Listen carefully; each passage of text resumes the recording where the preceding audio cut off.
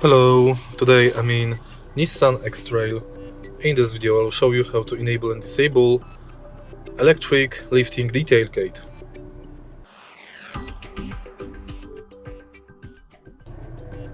In the beginning, take a look at the left side from the steering wheel. Right here we've got this panel.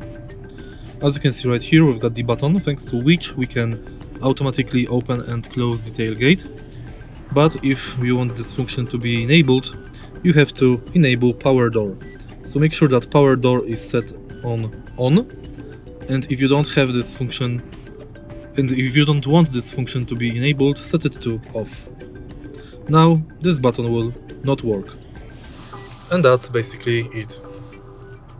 If you find this video helpful, please leave like, comment and subscribe.